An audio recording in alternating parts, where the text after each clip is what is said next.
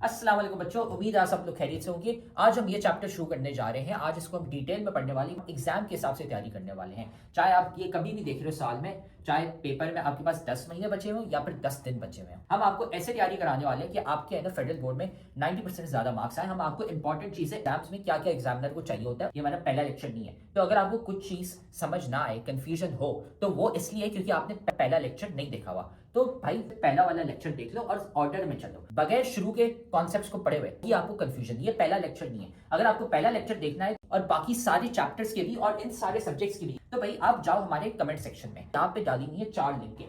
इसमें पूरी किताब की हमने प्लेलिस्ट डाली हुई है, इसको दबा दो, आपको है ना सारे लेक्चर्स मिल जाएंगे इस पूरे के पूरे सब्जेक्ट के। डाले में फ्री के नोट्स, यहाँ पे नोट्स कोई एमी नोट्स नहीं है। ये आप लिंक दबाओगे तो खुलते हैं, आपके पास हमारे 300 बच्चे जो थे जिनके 90% ज्यादा मार्क्स आए थे, उनके हमने नोट्स कंपाइल करके आपके लिए डाले हुए ताकि आप भी है ना अपने एग्जाम की तैयारी कर सको। सारे के सारे नोट्स हमने डाले हुए इन 300 बच्चों के। तो भाई ये देखो यहाँ पे पड़ा हुआ है हमारे सब्सक्राइब का बटन, इसको सब्सक्राइब कर लो, ठीक है। बेल्स भी है ना यहाँ पे दबा दो, लाइक करो वीडियो को और साथ में जाके कमेंट करो अपना वीकेस्ट चैप्टर। भाई कौन सा चैप्टर है जो तुम्हें बहुत मुश्किल लगता है, बहुत वीक लगता है, हम क्या करेंगे उसका निकालेंगे one shot lecture. One shot lecture एक लंबा सा पूरे चैप्टर का लेक्चर होगा, उसमें हम आपको एग्जाम ओरिएंटेड तैयारी कराने वाले हैं ताकि आपके है ना पेपर में 90% मार्क्स आ सके। तो जाके कमेंट करो कौन सा चैप्टर आपको बहुत मुश्किल लगता है। फिर ये याद रखना कि भाई हमारे लेक्चर्स, हमारे नोट्स, सारे गेस्ट पेपर्स काम के होते हैं। ये 300 बच्चे हैं जिनके ना 90% ज्यादा मार्क्स आए थे। तो सारा मटेरियल कमेंट सेक्शन में सबसे पहला कमेंट है, वहां पे पड़ा हुआ है। और अगर आप भी उन बच्चों की तरह 90% ज्यादा मार्क्स लाना चाहते हैं तो आप भी है ना हमारी बैच ज्वाइन कर सकते हैं, जिसमें हम आपको A to Z सारी तैयारी कराते हैं सारे सब्जेक्ट्स की, है ना। हमारी स्पेशल बैच नंबर 1 है, तो हमें इस व्हाट्सएप नंबर पर मैसेज कर लो। ये सारी चीजें हम आपको देते हैं और एग्जाम के हिसाब से तैयारी कराते हैं। अगर आप भी है ना 90% ज्यादा मार्क्स लाना चाहते हैं, अपने माँ बाप का नाम रोशन करना चाहते हैं। तो अब हम ये लेक्चर शुरू करते हैं। इस टॉपिक को आज डिटेल में हम पढ़ने वाले हैं। फिर हम सीड जर्मिनेशन के बारे में पढ़ते हैं कि सीड जर्मिनेशन असल में होता क्या है। मैं आपको इसकी इजी डेफिनेशन बताती हूँ क्या है कि it is the process in which a seed starts to grow into a new plant under suitable conditions like water, air and warmth. मैं लिख देती हूँ डेफिनेशन ताकि आप लोग को याद रहे। It is the process in which a seed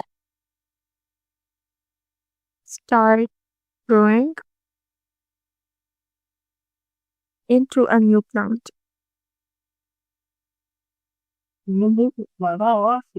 ठीक है, under suitable conditions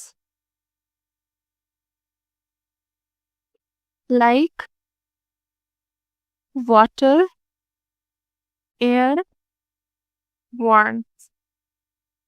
सही, ये डेफिनेशन आप लोग याद भी कर सकते हो। जर्मिनेशन कौन सा प्रोसेस होता है जिसमें हमारा जो सीड होता है वो स्टार्ट करता है ग्रो करना into a complete new plant. ठीक है, कंप्लीट न्यू प्लांट बनना स्टार्ट हो जाएगा। एंड उसके अलावा क्या होगा, अंडर सूटेबल कंडीशंस। ऐसा नहीं है कि पानी नहीं है, न्यूट्रिएंट्स नहीं है, बहुत तेज सर्दी है और हमारा प्लांट ग्रो करना स्टार्ट कर दे, ऐसा कभी भी नहीं होता है। प्लांट को ग्रो करने के लिए प्रॉपर पानी चाहिए, प्रॉपर न्यूट्रिएंट्स चाहिए, प्रॉपर हवा चाहिए और गर्मी भी चाहिए। गर्मी में बेटर ग्रो करता है, बहुत ज्यादा गर्मी नहीं, एक नॉर्मल टेम्परेचर रिक्वायर्ड होता है। ठीक है, this is called seed germination. फिर हमारे पास जर्मिनेशन की 2 टाइप्स है, एक है एपिजियल जर्मिनेशन और दूसरी हाइपोजियल जर्मिनेशन। एपिजियल जर्मिनेशन क्या है? It is the type of germination in which the cotyledons come above the soil surface.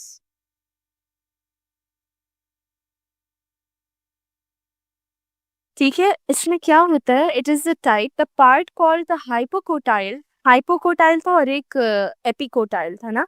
Hypocotyl नीचे हुआ करता था, नीचे वाली साइड पे था ना।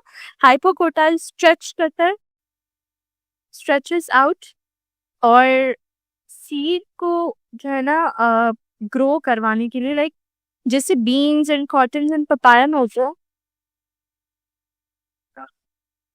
हाइपोकोटाइल क्या करता है, stretches out and forms a hook. ठीक है, जो पुल आउट करता है सीड को फ्रॉम लीव्स, कॉटिलेडॉन्स, एंड उसको जमीन के ऊपर ले जाने की कोशिश करता है। राइट? भाई ये लेक्चर तो तुम बहुत मजे से देख रहे हो, लेकिन तुम्हें पता है कि लेक्चर देखने से खाली 90% मार्क्स नहीं आ जाते। असल में भाई मार्क्स कैसे आते हैं? तो भाई ये लेक्चर देखने के बाद आपने नोट्स खुद के बनाने होते हैं और फिर साथ में आपने प्रैक्टिस भी करने होते हैं सवाल। भाई ये हमारा फेवरेट कोट है, 90% marks don't come from just hard work, they come from consistency, smart strategy and proper revision. भाई स्मार्ट तरीके से पढ़ो, स्मार्ट तरीका ये हमने आपको बताया हुआ है, तो साथ में हम आपको तरीका भी नहीं बता रहे, साथ में हम आपको दे रहे हैं भाई नोट्स। जाओ कमेंट सेक्शन में, नोट्स में से आपको मिल जाएंगे भाई उन बच्चों के नोट्स, 300 बच्चे थे जिनके 90% ज्यादा मार्क्स आए थे, उनके नोट्स वहां पे पड़े हुए, लेकिन साथ में उधर नीचे हमने आपको सवाल भी दिए हुए प्रैक्टिस के लिए। ये यहाँ पे पूरी गूगल शीट पड़ी हुई है भाई, यहाँ से जाके सवाल प्रैक्टिस करो। खाली ऐसा कुछ नहीं होता कि हाँ हम लेक्चर देखेंगे हमारे मार्क्स आ जाएंगे, नहीं भाई, नोट्स पढ़ने होते हैं और साथ में इनकी प्रैक्टिस भी करनी होती है सवालों की। करियर और जो इनका हाइपोकोटाइल पार्ट होता है ना, वो पुश कर रहा होता है हमारे सीड लीव्स को कि वो जमीन के ऊपर ग्रो करना स्टार्ट करे। एपीजियल इसे कहते हैं, ठीक है, फॉर एग्जांपल बीन प्लांट्स। फिर हमारे पास आता है हाइपोजियल जर्मिनेशन, एंड ये वो टाइप ऑफ जर्मिनेशन होती है in which the cotyledons remain below the soil surface during growth। इसमें क्या होता है, जो हमारे cotyledons होते हैं वो अंडरग्राउंड स्टे कर रहे होते हैं, ठीक है। और एपीजियल में क्या होता है, cotyledons above the ground, ठीक है। और इसमें हमारे पास मटर हो गया, मेज प्लांट, कोकोनट प्लांट, ये सब इनकी एग्जाम्पल्स होती हैं।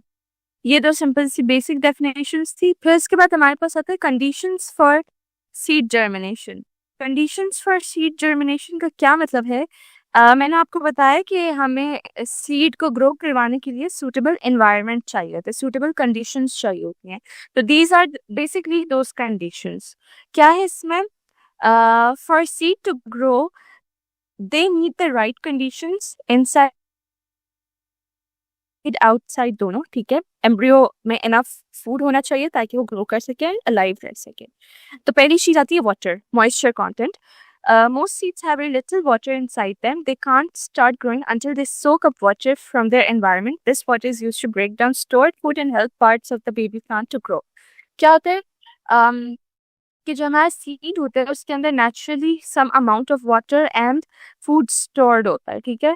लेकिन कुछ सीड्स, लेकिन वो इनफ अमाउंट नहीं होता है, ठीक है। सो बेसिकली हमारे जो सीड्स होते हैं उनको वाटर रिक्वायर होते हैं, वो वाटर में खुद को सोक करके फिर अपना ग्रोइंग प्रोसेस स्टार्ट करते हैं, ठीक है। ऑक्सीजन, जैसे हमें हर लिविंग ऑर्गेनिज्म को ऑक्सीजन की नीड होती है। As we breathe same plants breathe, the cells in the baby plant need oxygen as well. तो ये उनको हेल्प आउट करता है ग्रोथ में, सही है। Temperature, different seeds like different temperature to start growing. For most plants, the best temperature is 25 to 30 degree. अब हम भी इंसान हैं, अब आप एक चीज बताएं, जब टेम्परेचर बहुत ज्यादा हो रहा होता है 40-45 डिग्री 46 डिग्री गर्मियों में, हमें नहीं अच्छा लग रहा होता वो टेम्परेचर। हम चल तो रहे, हम जिंदा तो हैं, हम काम तो करें, but we don't like that temperature at all, ठीक है। हमारा दिल चाहता है हम कुछ भी ना करें उस टेम्परेचर पे।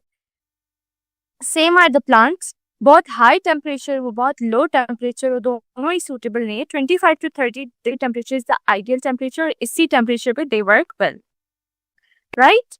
यहाँ हमारे ये तीन बेसिक कंडीशंस है, water, oxygen and temperature, right. तो उम्मीद है अब आपको है ना ये टॉपिक समझ आ गया। हमने सारे के सारे सब्जेक्ट्स और सारे के सारे चैप्टर्स के हमने नोट्स डाले हुए हैं, लेक्चर्स डाले हुए हैं। इधर कमेंट सेक्शन में चले जाओ, नोट्स पढ़े हुए हैं, लेक्चर्स पढ़े हुए हैं, गेस्ट पेपर भी हम आपको दे रहे हैं और इंपॉर्टेंट चीजें भी बता रहे हैं ताकि आपको है ना एग्जाम की डेट्स भी पता चल जाए और आपका एग्जाम मिस ना हो जाए। सारी चीजें हमने कमेंट सेक्शन में डाली थी, वहां से है ना जाके वसूल कर लो इसको। तो आप देख रहे हो कि हमारी इतने सारे बच्चे हैं जिनके 90% ज्यादा मार्क्स आए। क्यों? सवाल देने के साथ साथ हम सिखाते हैं कि भाई आंसर कैसे लिखते हैं। आंसर लिखने का एक तरीका होता है, वो तरीका हम सिखाते हैं सिर्फ और सिर्फ हमारी बैच वाले बच्चों को, इसलिए हमारे इतने सारे बच्चे हैं जिनके 90% ज्यादा मार्क्स आए हैं। तो अगर आप भी हमारी बैच ज्वाइन करना चाहते हैं ताकि आपके भी 90% से ज्यादा मार्क्स आए, तो हमारी बैच खुली है। इस व्हाट्सएप नंबर पे हमें मैसेज कर लो, आपको ये सारी चीजें मिल जाएंगी। हम आपको सिखाएंगे कि भाई आंसर कैसे लिखते हैं। टॉपर बच्चे जो 90% ज्यादा मार्क्स लाते हैं वो आंसर कैसे लिखते हैं ताकि एग्जामिनर मार्क्स काट ही ना सके, ताकि वो एग्जामिनर बोले भाई ये लो फुल मार्क्स। हमें इस व्हाट्सएप नंबर पे मैसेज कर लो और हम आपको ऐड कर लेंगे हमारी बैच में, और फिर आप भी है ना 90% से ज्यादा मार्क्स ला सकते हैं।